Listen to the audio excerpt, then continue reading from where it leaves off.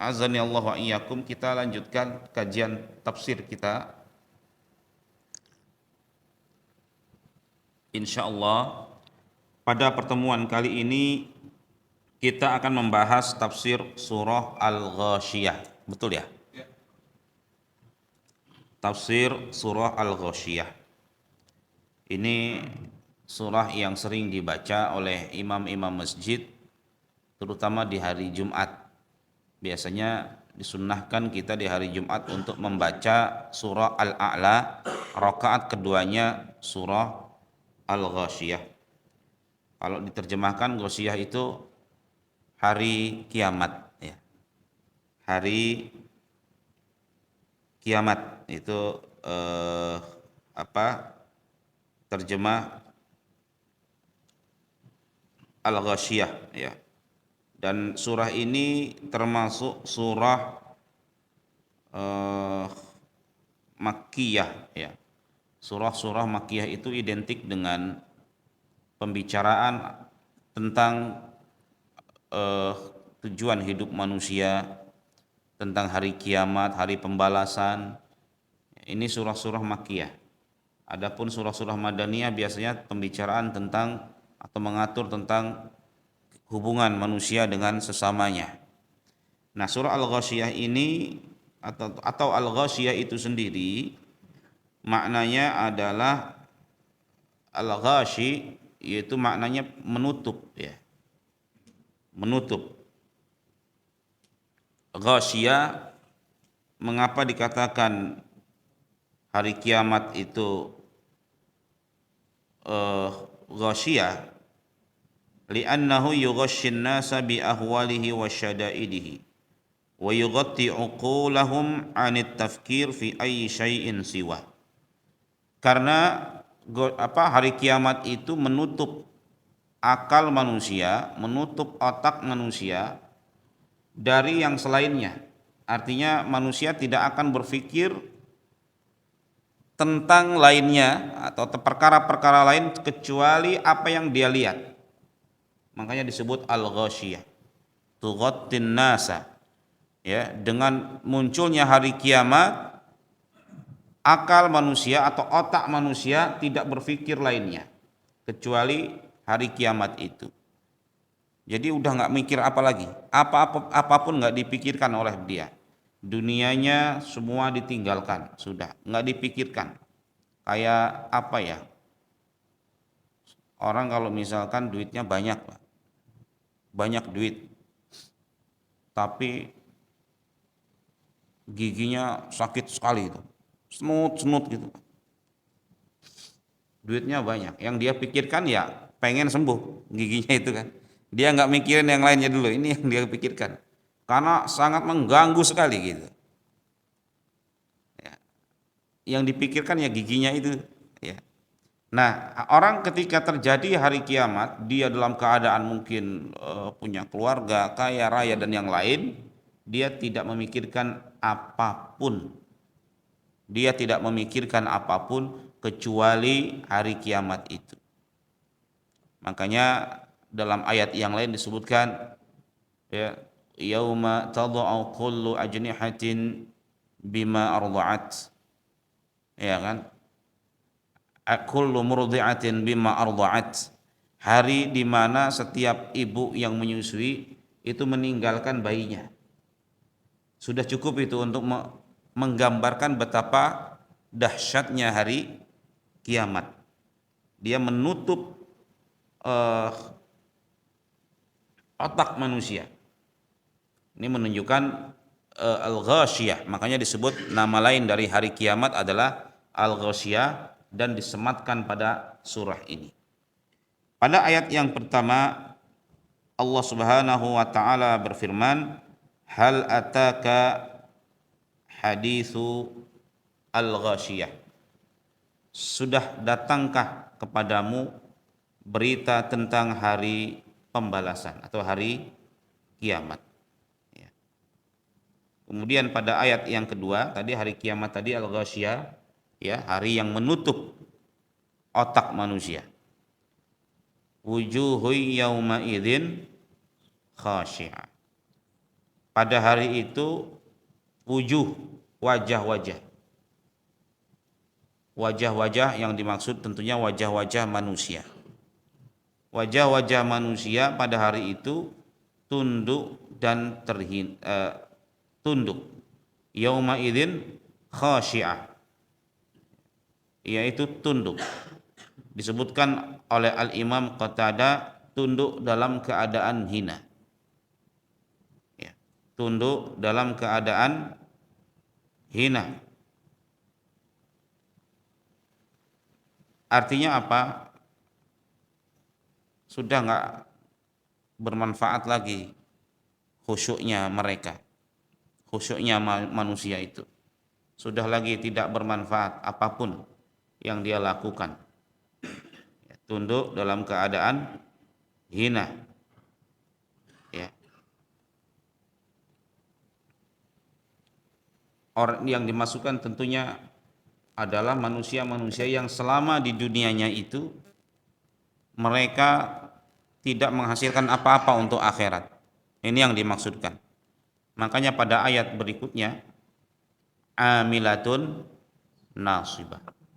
Amilatun nasibah. Mereka beramal, amilah, nasibah. Ya, mereka beramal nasibah. Mereka bekerja keras, lagi kepayahan. Jadi capeknya mereka tidak bermanfaat untuk hari kiamat atau untuk di akhirat. Percuma.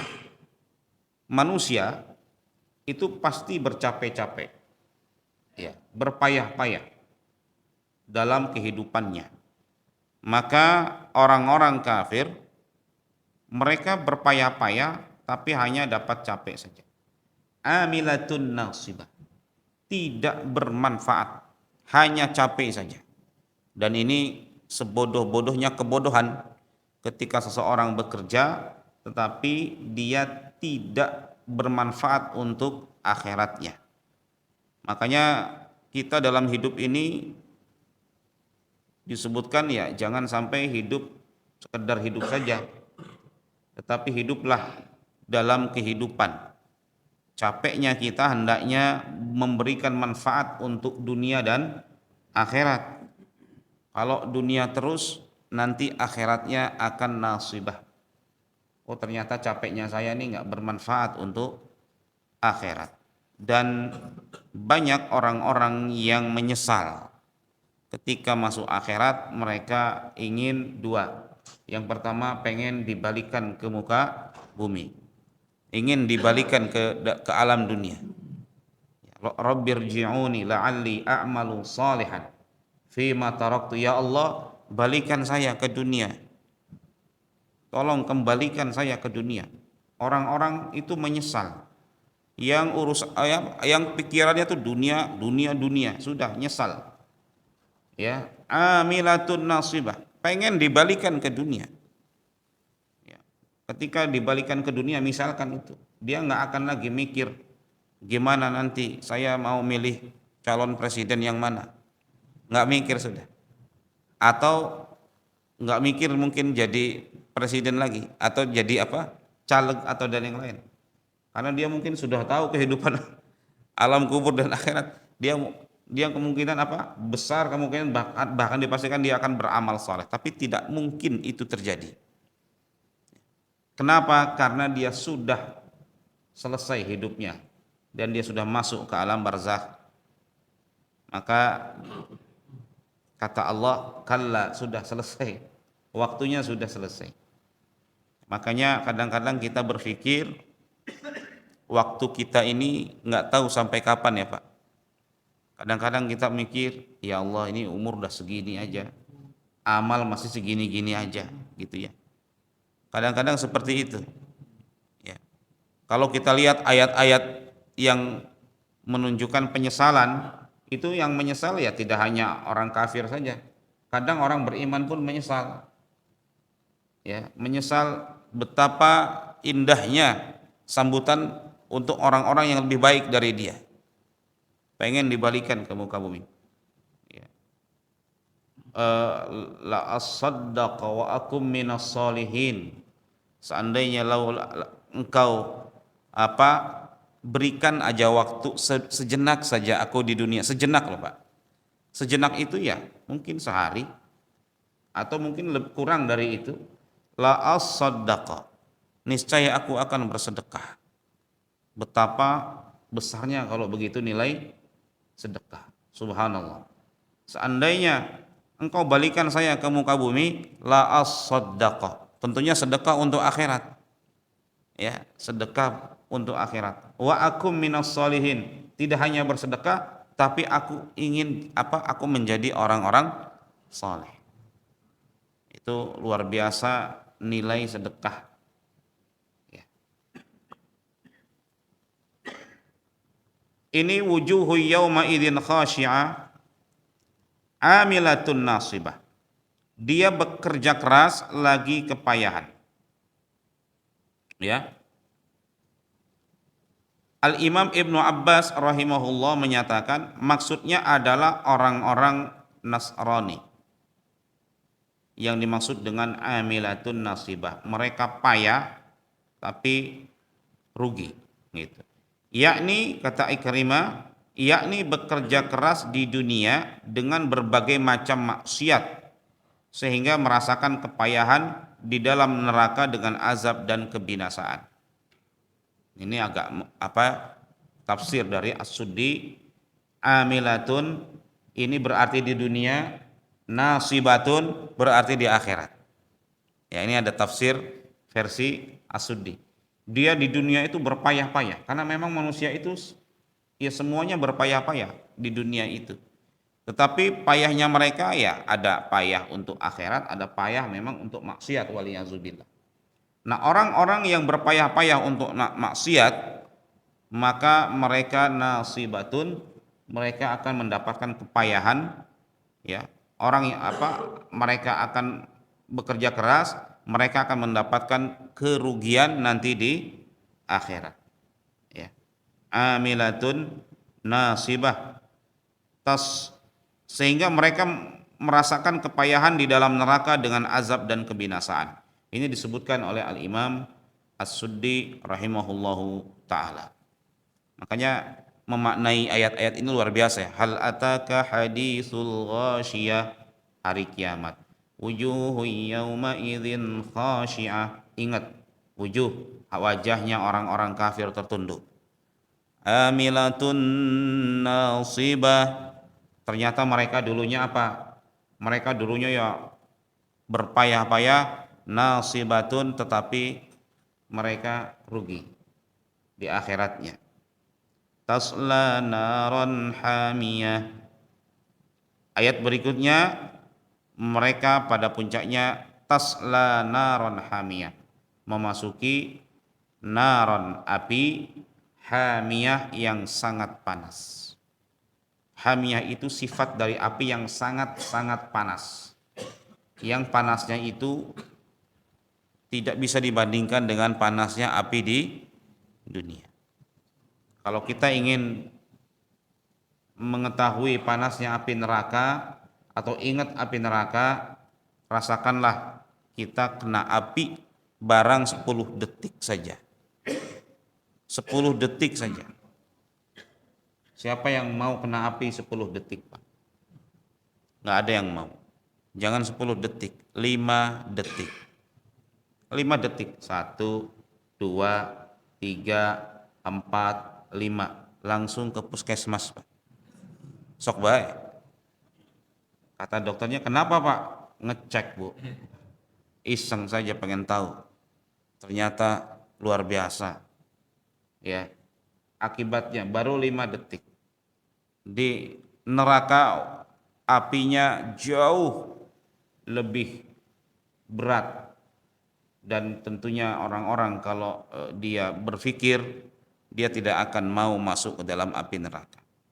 Makanya doanya, Pak, kalau kita mau berdoa ya, doanya setelah sholat, ya Allah ajirna minan nar, Allahumma ajirna minan nar, ya Allah selamatkan aku dari api neraka. Nggak mau aku tersentuh oleh api neraka. Dan itu selalu kita doakan. Apa kita berdoa kepada Allah? Ajirna minan nar. Allahumma ajirna minan nar. Allahumma ajirna minan nar. Allahumma ajirna minan nar. Dalam sujud kita nggak apa-apa. Kita berdoa, ya Allah, jauhkanlah aku dari api neraka, ya Allah. Jauhkanlah, jauh. Selalu seperti itu yang kita inginkan. Ya. Tetapi setelah berdoa jangan malah melenceng lagi gitu ya. Maksudnya juga dibuktikan dengan perbuatan kita, ya. Kalau sekedar berdoa, tiba-tiba setelah berdoa ya melenceng lagi, itu bukan doa namanya, ngece. Ngece itu kayak main-main gitu. Dia buktikan dengan perbuatannya. Tasla naron hamiyah. Dia akan masuk ke dalam neraka yang panas, ya. Kemudian ayat berikutnya, tusqa min ainin aniyah. Di neraka, ya, ya, dia mendapatkan tusqa, minuman, ya. Dia diberi minum min ainin aniyah, dari sumber air, atau min ainin dari sumber, aniyah ini pun sama, panas, ya. Min ainin aniyah, mengerikan sekali. Kalau kita berbicara tentang neraka, mengerikan sekali. Sebenarnya ada dua perkara yang perlu kita sadari, ya, terkait dengan masalah banyak orang-orang yang bilang begini, Allah itu maha pemaaf, ya kan? Allah itu maha pengampun, dosa sebesar syirik aja diampuni oleh Allah, apalagi sekedar nilep gitu. Kalau nilep kan nggak sebesar syirik, ya, sekedar nilep, tinggal istighfar saja selesai gitu. Atau tinggal banyak-banyak sedekah sajalah, setelah itu, setelah sedekah nilep lagi gitu, ya. Sedekah luar biasa, bikin masjid, tetapi dia korupsi di mana-mana, kan banyak seperti itu. Kan Allah maha pengampun, saya kan punya masjid, pahalanya sampai hari kiamat gitu. Ya insya Allah dosa saya nanti ketutupi oleh pahala saya, begitu. Jadi kalau mengingat ayat-ayat seperti itu, atau kita berpikir seperti itu, ya, maka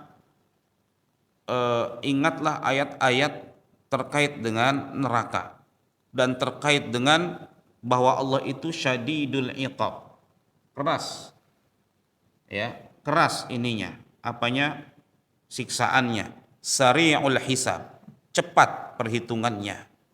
Ingatlah ayat-ayat terkait dengan bagaimana, ya, atau hadis-hadis yang terkait dengan betapa keras siksaan Allah Subhanahu wa taala. Kata Al-Imam Ibnul Qayyim Al-Jauziyah, jangan kalian remehkan dosa. Jangan kalian remehkan dosa. Karena Nabi Adam alaihi salam diusir dari surga ke neraka, ke bumi, itu berapa dosa yang dilakukan oleh Nabi Adam? Berapa dosa? Satu. Dosanya adalah melanggar perintah Allah untuk tidak memakan pohon syajaratul khuld. Itu saja doa. Ketika Nabi Adam mencicipi falamma dzaqash syajarah. Mencicipi itu bukan makan, nyicip. Bukan makan banyak gitu, enggak. Nyicip. Ketika falamma dzaqash syajarah badat lahuma sau'atuhuma. Langsung Allah hukum oleh satu dosa. Maka orang-orang yang dosanya lebih dari satu, ya, dosanya lebih banyak dari Nabi, itu harus lebih waspada lagi. Ini penting sekali. Rasulullah SAW selalu mengingatkan sahabatnya jangan meremehkan perkara dosa. Kata Rasulullah SAW, barang siapa yang diberikan amanah kemudian dia mengambil secuil dari amanah itu. Kata beliau, ya, barang siapa yang diberikan amanah untuk mengumpulkan harta orang, ya, ngumpulin harta orang, kemudian dia ngambil, maka ya yang diambil itu nanti akan dibuat baju dari api dan dia akan memakai baju itu, harta yang ditilepnya. Nah, ini secuil saja kata Nabi, apalagi kalau lebih dari secuil. Hal-hal seperti ini perlu kita sering-sering baca sehingga kita tidak meremehkan dosa. Ah, dosa kecil ini, ah dosa ini, ah dosa ini, sudah akhirnya dia tenggelam dalam dosa. Karena di antara siksaan dunia adalah Allah biarkan. Allah biarkan. Makanya ketika Al-Imam Sufyan As-Tsauri nangis terus gitu ya. Ditanya, kenapa Anda nangis terus? Saya takut ayat rahaniyallahu finnar wala yubali. Saya takut Allah campakkan aku ke dalam api neraka dan Allah nggak pedulikan aku. Ini apa? Hadis-hadis, ayat-ayat terkait dengan api neraka itulah yang membangkitkan, yang membuat kita takut sehingga kita tidak meremehkan dosa. Ya, terlebih di zaman sekarang, zaman di mana manusia sangat mudah melakukan dosa, sangat mudah sekali. Ya, apa yang tidak dimiliki di dalam perangkat handphone ini? Apa yang tidak dimiliki? Ya, mau judi online ada ya Pak, bahkan ada yang cerai Pak, datang ada yang cerai gara-gara suaminya keranjingan main judi online. Pernah ada yang cerita ke saya bercerai gara-gara itu, suaminya tuh dapat duit untuk keluarganya sedikit dipakai untuk judi. Ya, mau apa lagi Pak? Dating online, dating apa? Berhubungan, kenalan secara online ada. Banyak juga yang cerai gara-gara HP. Gara-gara HP suami kenalan lewat online. Kebanyakannya suami. Ya makanya ibu-ibu kalau HP suami di password perlu dicurigai. Ada passwordnya tuh, ada ininya, pola sudah. Atau suami nerima HP di WC, di kamar mandi nerima HP, ya Allah, ini perlu dicurigai. Ah Pak, tenang Ustadz, suami saya aman, usianya udah lebih dari 50, masa kayak gitu. Jangan terlalu ini. Kadang-kadang ada orang makin tua makin menjadi. Gampang di sini untuk melakukan dosa itu. Ya, lewat menyebarkan berita bohong, apa bukan dosa? Dosa. Ya, menyebarkan berita bohong banyak sekali ya kemudahan-kemudahan untuk orang melakukan dosa lewat handphone ini. Bahkan permainan game juga seandainya melalaikan itu bisa menimbulkan dosa. Banyak sekali sudah ini.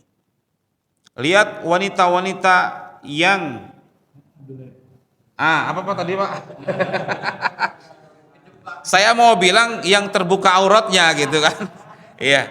Tapi aduhai gitu kata beliau, itu emang nggak dosa itu. Ya. Dosa. Kata orang itu sekarang vitamin Pak. Itu dosa itu yang mungkin tidak terasa gitu, itu sebagai saking seringnya gitu ya, itu tidak terasa. Makanya kata siapa ya, salah satu sahabat ya, Abu Sa'id Al-Khudri kalau tidak salah, kuntum katanya, kalian ini nganggap dosa itu ya di zaman kalian itu zamannya tabiin ya, itu seperti sya'ar, seperti rambut. Santai aja kalian ini. Wa kunna na'udduha minal mubiqat. Padahal kami di zaman Nabi SAW itu menganggap perkara tersebut adalah perkara yang menghancurkan. Kalian anggap sebagai rambut yang ringan saja. Nah, apalagi di zaman kita, Pak. Masya Allah. Zaman di mana orang sekarang innalillahi wa inna ilaihi raji'un. Dari anak-anak kecilnya sampai kakek neneknya semuanya ya sudah punya HP. Ya, jadi kalau misalkan penduduk Indonesia 280 juta, ya maka yang punya HP itu ya 280 juta. Sok aja. Sok. Ya mungkin 250 juta handphone. Ya mungkin nanti limbahnya tuh nggak bisa nggak bisa ngebayangin gitu ya. Nah, ya jadi ini bisa dipakai untuk kebaikan, tetapi juga ya banyak yang orang yang terjatuh ke dalam kejahatan. Berapa banyak perceraian gara-gara handphone? Ya dilihat ternyata suaminya main apa ya? Ya main judi atau main perempuan ya di dalam handphonenya itu. Wal'iyazubillah. Banyak yang seperti itu. Nah, inilah tusqa harus kita mengingat tentang api neraka kalau seperti itu ya. Tusqa min ainin aniyah, orang-orang kafir itu diberi minum dari sumber yang sangat panas.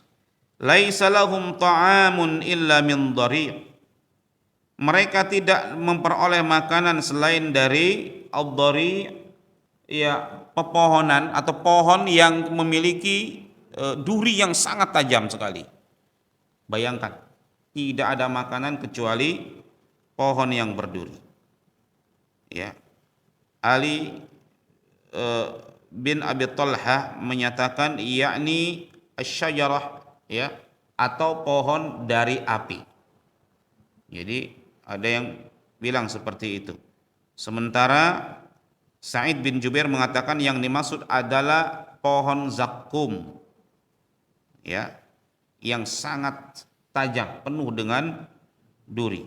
Ya.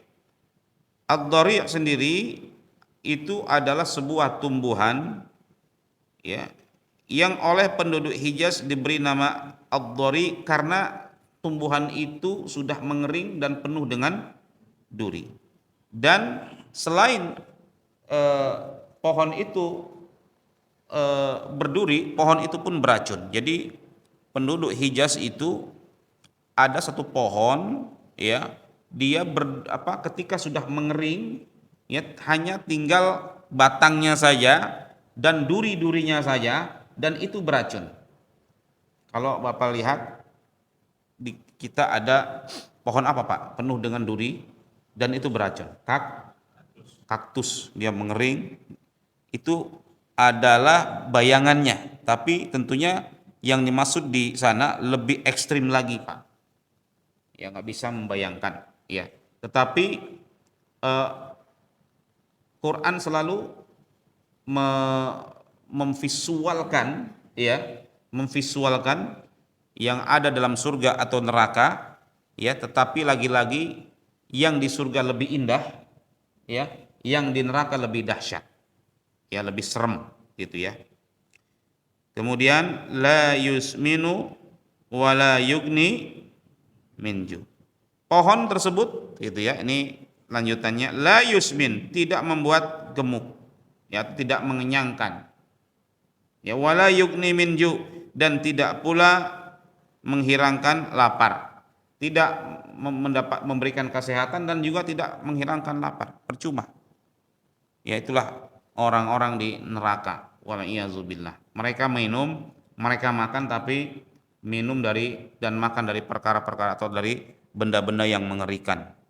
Kita nggak bisa ngebayangin. Makanya kalau kita ingat ayat ini, kita pengennya ya ibadah saja, gitu ya. Kita inginnya ya banyak-banyak berzikir kepada Allah Subhanahu wa taala. Kemudian setelah berbicara tentang neraka dan orang-orang yang berada di dalamnya,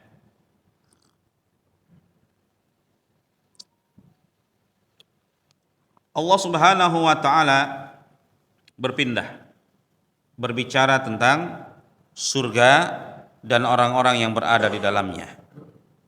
Ya. Jadi demikian. Ketika berbicara neraka takut dari azab Allah, ketika berbicara surga ingin mendapatkan rahmat Allah Subhanahu wa taala. Demikian. Manusia selalu berada dalam kondisi al-khauf war raja. Ya. Kita ibadah karena takut dan juga karena berharap. Takut kepada azab Allah, berharap surga Allah Subhanahu wa taala. Wujuhu yauma idzin na'imah, kata Allah. Pada hari itu wajah-wajah penduduk surga, maksudnya wajah-wajah orang-orang yang beriman berseri-seri, tersenyum. Ya. Jadi berbeda dengan orang-orang pendosa. Kalau dalam surah ya, lisaiha radiyah disebutkan di sini, risaiha radiyah. Mereka berseri-seri ya, lisaiha radiyah, karena merasa senang atas hasil amalnya, atas hasil usahanya. Nah, inilah prinsip hidup ya, berpahit-pahit dahulu. Gimana Pak? Berenang-renang ke hulu, berakit-rakit, kemudian bersenang-senang dahulu, balik. Nah itu kalau yang itu yang neraka itu. Ya, bersenang-senang dahulu, bersakit-sakit kemudian. Itu yang yaitu orang-orang kafir ya. Nah, orang-orang yang beriman berpahit-pahit dahulu ya, bersenang-senang kemudian. Ustaz, emang pahit? Bisa jadi dia saking pengen surga, saking pengen keridhaan Allah Subhanahu wa taala, dia mendapatkan kepahitan hidup. Ya, orang yang paling dicintai oleh Allah, orang yang paling mulia, Rasulullah sallallahu alaihi wasallam, luar biasa hidupnya. Ya, hidupnya jauh dari kata mewah, jauh dari kata hedon gitu ya, mewah. Padahal beliau berada di puncak karir beliau sebagai pemimpin Madinah ketika itu.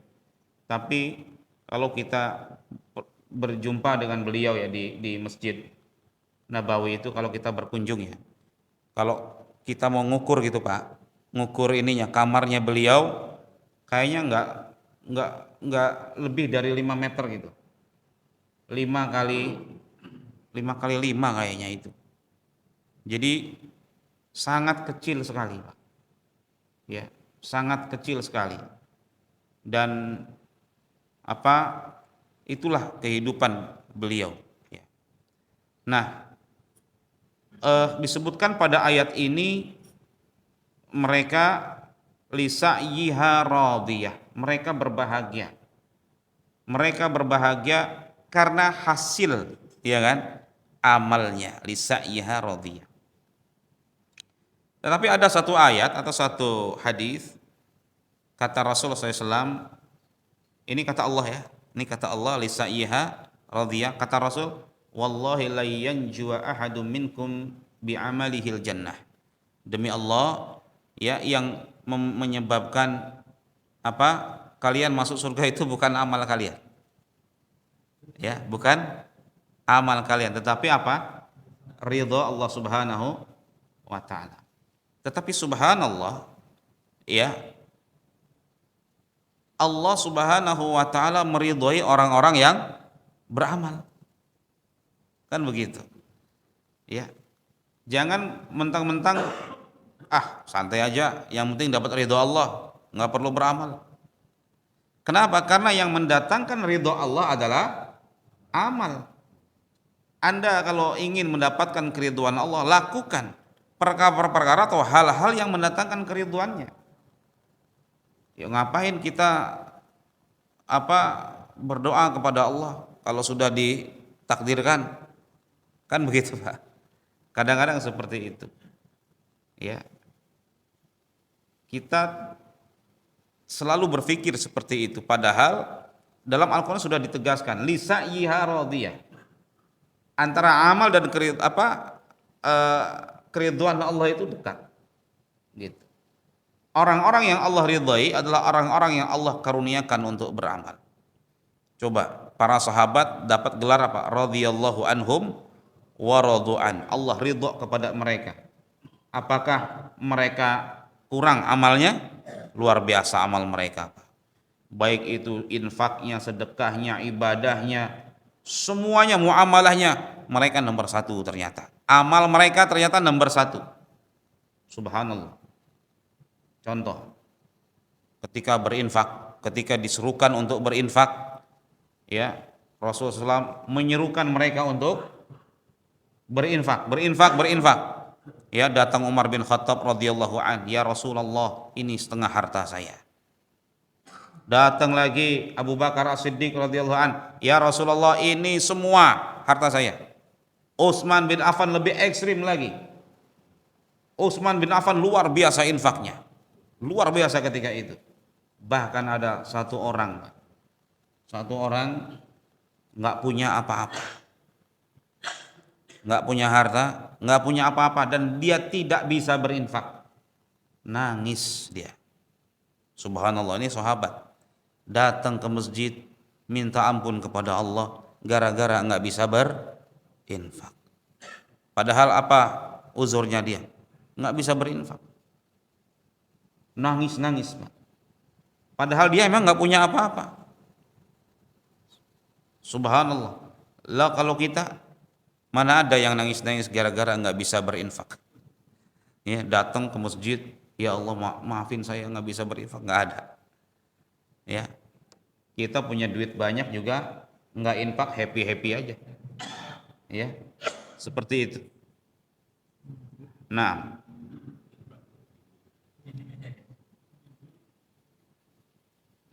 disebutkan wujuhu yauma idzin na'imah li sa'yiha radiyah. Jadi ini berdasarkan amalnya yang mungkin mereka mendapatkan kepahitan hidup di dunia. Ya, mungkin ketika di dunia mereka mendapatkan kepahitan hidup. Makanya malaikat itu ketika orang-orang penduduk surga mau masuk surga, ya. Ketika mereka mau masuk surga, malaikat itu menyambut mereka dengan apa? Dengan ucapan salamun alaikum. Dalam surah Al-Hijr kalau tidak salah, salamun alaikum bima sabartum fa ni'ma uqbad dar. Selamat atas kalian bima sabartum, ini karena kesabaran kalian. Jadi memang ya rumusnya sabar gitu. Ya pasti resiko hidup, ya sudah pasti. Orang kalau dia ingin mendapatkan keridhaan Allah, Allah uji dia. Semakin kuat keinginannya ke surga, semakin besar ujiannya. Makanya orang-orang yang kuat imannya, ujiannya pun makin kuat. Ya, dari Nabi Ibrahim alaihissalam ujiannya kurang apa lagi? Ya. Makanya jangan merasa aman ketika kita bilang ya kita mah alhamdulillah gitu ya, ujian kita nggak ada, makan enak, ini sehat semua, ya santai-santai aja gitu ya. Harusnya kita berpikir jangan-jangan memang iman kita lemah sehingga Allah tidak menguji kita, ya, atau Allah tunda ya sebagai istidraj, ya. Ini mengerikan sekali, ya. Amilatun lisayha radiyah fi jannatin aliyah, di surga yang tinggi, jannatin aliyah, ya, di surga yang aliyah. Disebutkan aliyah itu maksudnya tinggi di sini, ya, penuh kemegahan, ya, dan penuh kemewahan. Jadi ya ada orang dicelupkan kepada Rasul ada orang yu'ta birrajuli min an'ami ahlil dunia. Di akhirat tuh nanti ada orang yang paling enak hidupnya di dunia dicemplungkan secelup saja ke neraka. Ya. Kemudian dikatakan kepada orang itu, apakah kamu pernah merasakan kenikmatan hidup di dunia? Tidak. Jadi udah lupa lagi itu nikmatnya hidup di dunia. Ya, karena saking beratnya siksa neraka. Wa yu'ta birrajul, dan didatangkan juga orang yang paling hidupnya belangsak di dunia, dimasukkan ke dalam surga. Ya, karena ini orang rajin, rajin sholat, ya, tetap istiqamah, dimasukkan ke dalam surga. Dan orang ini nggak punya hutang. Jadi walaupun belangsak hidupnya, dia tidak punya hutang, gitu ya. Ya, hidupnya seperti itu. Ya, ngontrak sana sini, atau bahkan mungkin tinggal di kolong jembatan atau apalah, mungkin orang lihatnya hina gitu. Ya, mungkin kerjanya pemulung dan yang lain, orang melihatnya hina, tapi dimasukkan ke dalam surga. Apakah kau pernah merasakan kesengsaraan hidup? Tidak pernah. Jadi nggak kerasa. Ya. Di fi jannatin aliyah, di surga-surga yang penuh dengan kemewahan.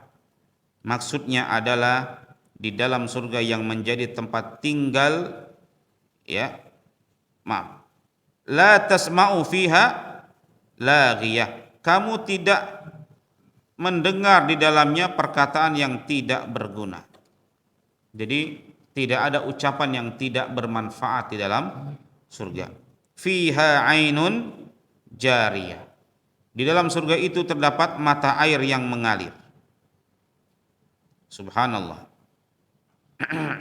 Ya, kalau dalam ayat yang lain disebutkan ainun, ya, min ma'in ghairi asinin, jadi mata air sungai, dari sungai susu, sungai madu, luar biasa, sungai khamr, yang tentunya nggak bisa dibandingkan dengan, ya, susunya di dunia atau madunya di dunia atau khamrnya di dunia. Ya, luar biasa kehidupan di surga. Ya, kita nggak bisa ngebandingin, ya, keindahan surga. Ya, nggak bisa membayangkan. Tapi di sini lagi-lagi membuat kita ingin sekali untuk masuk ke dalam surga. Ya. Fiha ainun jariyah. Ya, jadi bukan hanya satu mata air, tapi berbagai macam mata air di situ. Orang-orang sibuk, ya, untuk bersenang-senang di sana. Ya, jangan ngebayangin seperti apanya, tapi itu jauh lebih indah. Fiha sururun marfu'ah, di dalamnya ada kasur-kasur atau apa, ya? Iya, surur, orang itu nanti muttaqiina ala sururim masfufah. Ya, mereka itu duduk di tahta-tahta. Kalau raja itu, ya, kursi-kursi yang tinggi gitu, ya, surur itu. Ya, demikian ahli atau penduduk surga. Yakni tinggi, penuh, ya, tinggi, penuh dengan kenikmatan, banyak permadaninya, dengan tiang-tiang yang tinggi, dan di atasnya terdapat apa? Bidadari-bidadari, dikelilingi oleh bidadari-bidadari. Ya, kita nggak bisa ngebayangin, Pak.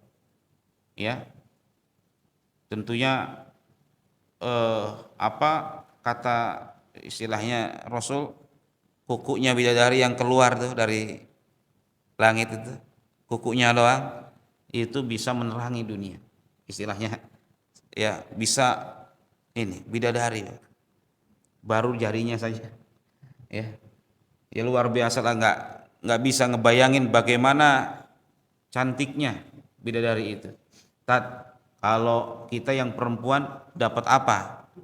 Masa bidadari gitu, ya. Tentunya dapat pasangan yang luar biasa sama, ya, yang masya Allah, ya, yang masya Allah, ya, subhanallah. Atau menjadi istri bagi suami yang soleh. Ini juga apa disebutkan, ada salah satu sahabiyah yang tidak menikah lagi setelah suaminya syahid di medan perang, karena dia ingin menjadi istrinya nanti di surga nanti di akhirat. Subhanallah. Ya. Wa sururum marfu'a wa akwabum maudhu'a, dan gelas-gelas yang terletak di dekatnya, yakni bejana-bejana untuk minum yang selalu tersedia, yang menunggu siapa saja yang hendak meminumnya dengan dilayani oleh para pelayan. Masya Allah. Ya, minum, datang. Ya, layanin oleh para pelayan. Subhanallah. Itu kehidupan di surga. Tidak lagi mendapatkan kesengsaraan. Ini nikmat sekali, Pak. Ya. Kemudian ayat berikutnya, wa namariqu masfufah, dan bantal-bantal sandaran yang tersusun. Namarik itu berarti bantal-bantal, ya. Subhanallah. Wa zarabiyu mabsusah, dan permadani-permadani yang terhampar. Ini detail sekali sebenarnya, ya. Quran ini menjelaskan tentang surga, menjelaskan tentang neraka agar kita apa? Semangat gitu. Agar kita semangat untuk beramal dan menjauhi berbagai macam kemaksiatan. Kemudian kata Allah Subhanahu wa taala, afala yanzuruna ilal ibili kaifa khuliqat. Setelah berbicara surga, neraka, kita diajak untuk berpikir tentang kebesaran Allah. Tidakkah mereka melihat bagaimana unta itu diciptakan? Ya, intinya kita harus memperhatikan bagaimana unta itu diciptakan. Disebutkan sesungguhnya ia merupakan ciptaan yang sangat menakjubkan. Ya, unta itu susunan tubuhnya sangat mengherankan, dan unta juga memiliki kekuatan yang sangat luar biasa. Ya, dan unta pun bisa menjadi sarana untuk mengangkut, ya, mengangkut barang, gitu ya, mengangkut beban, ya, dan mengantarkan keperluan-keperluan manusia. Ini salah satu fungsi unta. Selain itu juga dagingnya bisa dimakan, ya kan? Luar biasa, dagingnya bisa dimakan, kulitnya juga bisa dimanfaatkan, susunya bisa diminum tidak, Pak? Susunya bisa diminum. Ya, luar biasa pada unta itu, ya, semuanya memiliki nilai manfaat yang luar biasa. Ya. Kenapa diingatkan unta? Karena memang mayoritas binatang yang digunakan oleh orang-orang Arab ketika itu adalah unta. Begitu. Intinya mereka itu diajak oleh Allah untuk melihat bagaimana benda yang senantiasa berada di lingkungan mereka setiap hari itu diciptakan oleh Allah Subhanahu wa taala. Luar biasa sekali. Ya, bagaimana penciptaan unta itu, ya, manfaatnya dan yang lain. Gitu ya. Kemudian wa ilas samai kaifa rufi'at. Kita pun diperintahkan untuk melihat al-langit, bagaimana ditinggikan bahkan tanpa ada tiang penyangga, dan standby terus langit ada di atas. Wa ilas sama kaifa rufi'at, bagaimana langit ditinggikan, dan langit itu nanti di hari kiamat, ya, itu terbelah-belah. Wansyaqqatis sama'u, ya kan? Dan langit itu terpecah belah oleh Allah Subhanahu wa taala di hari kiamat. Afalam yanzuruna ilal ibili kaifa khuliqat wa ilas samai kaifa rufi'at wa ilal jibali kaifa nusibat. Dan bagaimana gunung-gunung itu ditinggikan, artinya, ya, tertancap kuat di dalam bumi, ya, bagaimana gunung-gunung, ya, sebagai pasak bumi, ya, sehingga bumi menjadi stabil, ya. Dan selain itu manfaatnya juga ada, kan, biasanya pada gunung-gunung itu terdapat berbagai macam tambang biasanya, makanya semen Biasanya di mana Pak adanya? Ya di bukit-bukit ya. Semen. Apalagi Pak yang ada di gunung. Ya kalau di Papua bahkan emas. Ya. Itu juga berbagai macam manfaat atau kandungan yang terdapat di dalam gunung. Dan wa ilal ardi kaifa sutihat. Ya. Wa ilal ardi kaifa sutihat, dan bumi bagaimana dihamparkan. Maksudnya adalah bagaimana bumi itu dibentangkan, dihamparkan dan dipanjangkan. Ya. Ini sebagai bukti kebesaran Allah Subhanahu wa taala. Ya, bagaimana makhluk-makhluk ini diciptakan oleh Allah Subhanahu wa taala untuk kehidupan manusia. Bumi dihamparkan, bahkan disebutkan ya dijadikan firasya, ya sebagai firash bumi ini, ya wa anzala minas sama'i dijadikan sebagai firash, tempat ya yang nyaman, ya sehingga manusia dapat hidup ya di muka bumi dengan penuh kenyamanan. Itu salah satu fungsi ya Allah Subhanahu wa taala mengingatkan kita. Agar apa di sini? Agar kita bersyukur dan agar kita sadar bahwa sebenarnya hidup ini sudah disiapin oleh Allah. Segala keperluan hidup kita itu sudah disiapin oleh Allah, bahkan Allah sudah mengatur rezeki kita masing-masing. Sudah dibagi-bagi rezeki. Subhanallah. Sudah dibagi-bagi. Ya, nahnu qasamna bainahum ma'isyatahum fil hayatid dunya. Di dalam kehidupan dunia itu kami sudah membagi-bagikan rezekinya. Ada yang rezekinya 1 triliun. Dah. Ada yang 2 triliun. Ada yang 1 juta, 2 juta, semua. Tapi akan hidup mereka di dunia. Intinya mereka pasti akan hidup. Ya. Rezeki itu sudah dibagi-bagi, pasti akan hidup. Ustaz, kalau gitu ngapain cari duit kalau udah dibagi-bagi? Kan begitu. Otak orang kadang-kadang ngapain tuh? Kan udah dibagi-bagi rezekinya. Subhanallah, Allah ini di dunia ini menjadikan hukum sebab akibat. Kalau kamu mau kenyang, makan.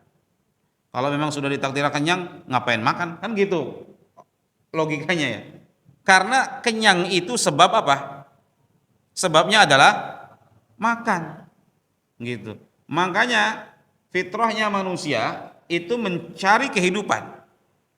Kalau kau pengen hidup, ya berusaha, gitu kan? Pengen hidup layak, lebih layak lagi di dunia ini, ya berusaha. Sudah sunnatullah. Orang yang malas-malesan ya segitu-segitu aja udah rezekinya. Begitu. Ya. Orang yang rajin sudah sunnatullah, dia bekerja ya, maka Allah memberikan ya takdir yang lebih. Sama kayak kalau makannya dikit, ya dia pasti mungkin masih lapar. Ya kalau makannya banyak, ya kenyang. Begitu. Seperti itu. Kemudian kata Allah Subhanahu wa taala, ya, afala yanzuruna wa ilal ardi kaifa sutihat fadzakir innama anta muzakkir. Maka berilah peringatan kepada siapa di sini? Kepada Rasulullah SAW. Karena sesungguhnya kamu hanyalah pemberi peringatan. Jadi memang tugas dan fungsi Rasul bukan untuk memberikan hidayah. Dalam artian hidayah itu taufik tetap dari Allah. Tugas dan fungsinya untuk menyampaikan. Ya, menyampaikan kebenaran. Ya. Lasta alaihim bimusaitir. Kamu bukanlah orang yang berkuasa atas mereka. Ya, artinya masalah hidayah itu urusannya siapa, Pak? Allah. Kurang apa lagi Rasulullah SAW ngasih tentang Islam ke Abu Thalib ya. Beliau sampai minta, tapi Allah lagi-lagi yang menentukan. Padahal itu paman beliau sendiri. Ya. Innama alaikal balagh, ya, kami hanyalah engkau penyampai, wa alainal hisab. Dan urusan hisab atas kami. Begitu ya. fadzakir innama anta alaihim innama anta mudzakir lasta alaihim bimusaitir, engkau tidak berkuasa atas mereka. Ya, makanya yang penting itu bagaimana kita menjalankan proses dakwah, ya. Jangan waduh ini jamaahnya dikit gitu ya, dakwah gagal, enggak gitu. Ya, Nabi Nuh alaihissalam apa gagal dakwahnya? Ya, hampir 1000 tahun beliau berdakwah. Ya, hampir 1000 tahun beliau berdakwah, tapi beliau terus berdakwah. Ya, masalah banyak dan sedikit itu urusan Allah Subhanahu wa taala. Ya. Lasta alaihim bimusaitir. Kemudian ayat berikutnya, illa man tawalla wa kafar. Tetapi orang-orang yang berpaling dan kafir. Maksudnya ya, orang-orang yang orang-orang yang berpaling dari seluruh amal perbuatannya dan kufur terhadap kebenaran yang disampaikan oleh Rasulullah sallallahu alaihi wasallam. Ya. Orang-orang seperti itu fayu'adzibuhullahul adzabal akbar. Mereka yang akan mendapat azab. Sudah dikasih peringatan, ya, masih berpaling, bahkan kufur. Ya, fayu'adzibuhullahul adzabal akbar. Maka merekalah yang akan Allah siksa dengan siksaan yang besar, siksaan yang pedih. Ya, inna ilaina iyabahum summa inna alaina hisabahum. Kata Allah, inna ilaina iyabahum, sesungguhnya kepada kamilah kembali mereka. Sehebat apapun ya, pasti semuanya kembali kepada Allah. Kita ini kembali kepada Allah. Makanya dalam ayat yang lain kita diperingatkan, fattaqu yauman turja'una fihi ilallah. Ingatlah satu waktu di mana kalian kembali kepada Allah. Inna lillahi wa inna ilaihi rajiun. Kita ini milik Allah, nggak bisa menguasai diri kita. Kalau kita bisa menguasai diri kita, kata Khairil Anwar, pengen hidup 1000 tahun lagi. Kalau kita bisa menguasai diri kita, ya, aku pengen hidup katanya 1000 tahun lagi. Tapi lagi-lagi nggak ada yang bisa menguasai dirinya. Ya, nyawa ini nggak ada yang bisa menguasai. Allah kalau sudah ada waktunya, waktunya kita pergi, ya sudah, dengan cara apapun itu. Kadang-kadang ada orang tidur nggak bangun lagi, sudah selesai hidupnya. Kadang-kadang dia nggak melakukan kesalahan di jalan, tetapi kena tabrak. Ya kan, disitulah cara Allah Subhanahu Wa Taala memanggil kita. Ya, ya. Inna ilaina iyabahum, sesungguhnya kepada kamilah kalian kepada kamilah iyabahum, kembalinya mereka. Ya, maksudnya ya kita semua ya akan kembali kepada Allah. Summa inna alaina hisabahum, dan sudah menjadi keharusan bagi kami untuk menghisap mereka. Ya, artinya menghisap amal perbuatan mereka dan memberikan balasan atas semuanya itu. Jika baik balasannya baik, jika buruk balasannya juga buruk. Jadi semuanya akan dihisap oleh Allah Subhanahu wa taala, dan hisap Allah sangat adil sekali. Sangat-sangat adil hisap Allah. Ya, yang baik dibalas dengan kebaikan berlipat-lipat, yang keburukan dibalas dengan keburukan yang setimpal. Faman ya'mal mithqala dzarratin khairan yarah. Kebaikan diperlihatkan oleh Allah walaupun sedikit, ya, walaupun sedikit. Wa may ya'mal mithqala dzarratin syarran yarah. Barang siapa yang beramal sebesar zarah keburukan, itu pun diperlihatkan oleh Allah Subhanahu wa taala. La yughadiru saghiratan wala kabiratan illa ahsaha. Kitab catatan amal perbuatan ini tidaklah meninggalkan apapun dari amal yang dilakukan di dunia kecuali dihitung secara detail dan kembali diperlihatkan oleh Allah Subhanahu wa taala. Mudah-mudahan kita termasuk orang-orang yang dimudahkan untuk beramal soleh dan senantiasa waspada dan selalu dekat dengan Allah Subhanahu wa taala. Demikian yang saya sampaikan. Mudah-mudahan bermanfaat bagi kita semua. Apa sudah suruh? Sudah. Demikian, subhanakallahumma wa bihamdika asyhadu an la ilaha illa anta astaghfiruka wa atubu ilaik. Wassalamualaikum warahmatullahi wabarakatuh.